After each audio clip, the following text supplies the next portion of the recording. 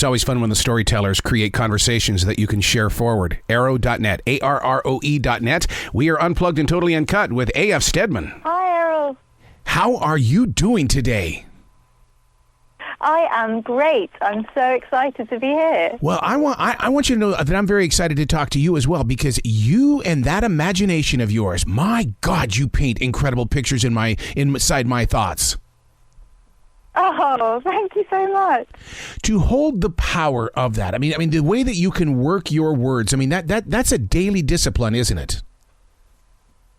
Yeah, for sure. And I think sometimes you have to sit down at a computer and do it, but sometimes it takes kind of going for a walk and thinking about other things.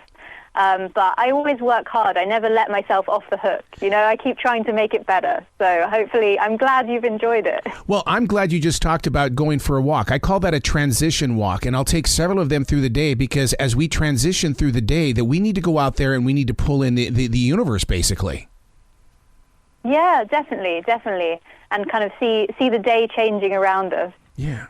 Skandar and the Unicorn Thief. You know, the very second that you say unicorn, you had us at hello, because everybody loves a unicorn. Well, these ones are a little bit different, I think. Yes, they are. Yes, they are. What was the decision in making it different than other ones? Because you're right, this is very different. These are bloodthirsty unicorns in a way that we, it's like, oh, okay, but I still love them. Yeah, I think I had the idea about 8 years ago, and I honestly just was walking along the road, and I had this image come into my mind of a boy riding this creature. And as I kind of played with the image in my mind, I thought, this unicorn doesn't look like it belongs in a fairy tale. It looks like it belongs in a nightmare. And I just, I held on to that idea. And then I think after that, all the fluffy, rainbow-friendly unicorns started kind of appearing and being in the shops. And I really don't like them. That sounds terrible, but I don't like them. I'm more of a dragon, phoenix kind of person. And so I think then I love the idea of playing with the mythology of them and the possibility and impossibility of them, because I think in some ways unicorns feel real to us, even though we can't go and see them anywhere. They're so entrenched in history that I think I wanted to write something that felt possible, I think.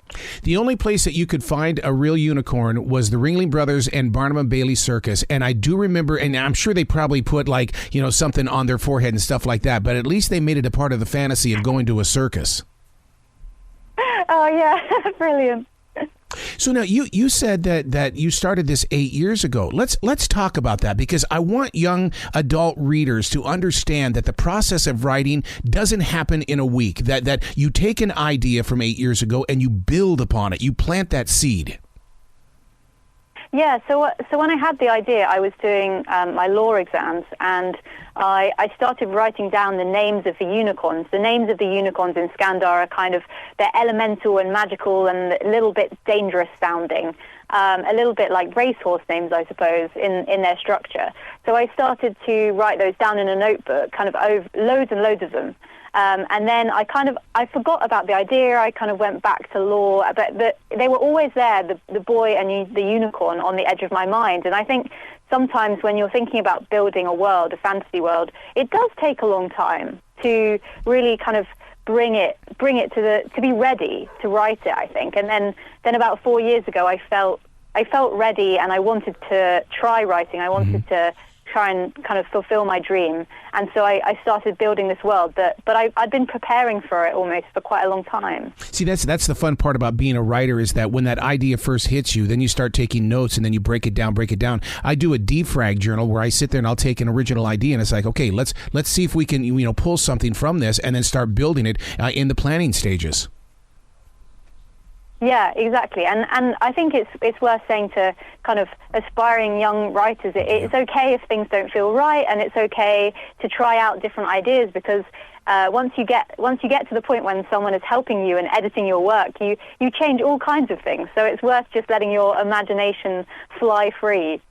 Yeah, because, an editor is not supposed to be your enemy. They really are. They're coaches. They're helping you bring the story out, because you can be a great writer, but that doesn't mean that you're a great storyteller. How did you move beyond that to where people go, oh, my God, AF, this is good stuff? Yeah, I think my editors were very good. They asked me lots of questions about the world. And sometimes there's lots of things in your head that you know about the world, but is not quite on the page. And I think that was one of the things that really brought the story to life in the end, was them saying, yeah, but who is this and how does this work and how exactly does this magic interact with the characters, with the unicorns? And I think that part really added a lot of magic to it, because I had people asking me those questions that children are going to ask too. You know, how does this work? And you want to answer those before they're asking them. The book we're talking about is Skandar and the Unicorn Thief. My wife is a school teacher, and this was the quote that she gave me after she finished the book. She says, this is what the Beatles call a ticket to ride, basically meaning that you give people permission to go for a ride. Yeah, oh, that's lovely. That's so nice. Yeah, and I think I wanted to create something where kids reading it could really imagine themselves in the world. Yes. So although Skandar's the main character, you can think, well, I could just be in the line behind him waiting to get my unicorn, because these children look like us. And, you know, I might not be the main character in this, but I'm following him and I'm imagining myself hatching the unicorn too. Well, it reminds me of Beautiful Minds with Russell Crowe, in the way that these characters follow you and you build together. But, you know, creating creatures is one thing. Giving them a personality is another. Where does that come from when you've got several different personalities in a story?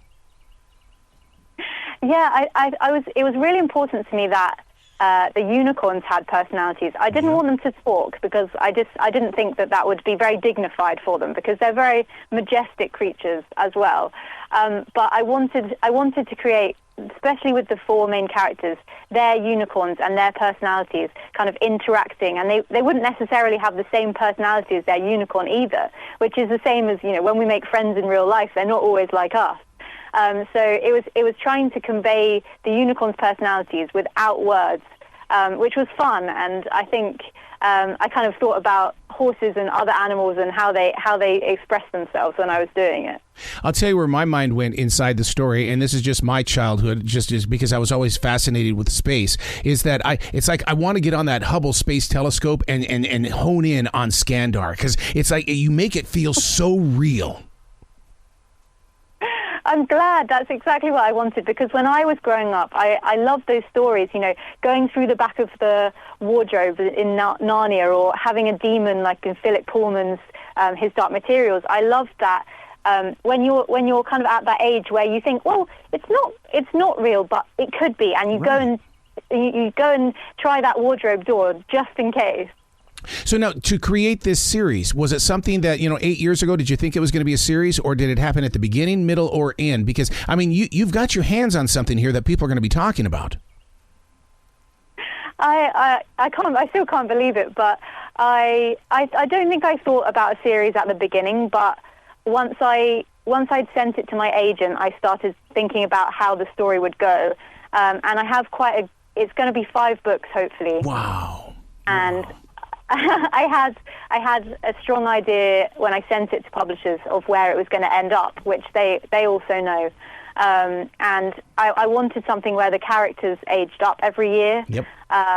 So the children could kind of grow up with the story as well. That's a good way to go. Where can readers go to give you some love, to support the book, and to be with you for all 5 books of this series? Well, it's available now from your favorite local bookstore or online, or you can find me online as well on my social media. I'm sharing everything, and it would be lovely to hear from readers. The most important thing is you're sharing your imagination, and I love you for that. I can't thank you enough for that. Oh, thank you so much. Well, you be brilliant today, okay, AF? Thank you. Lovely to talk to you.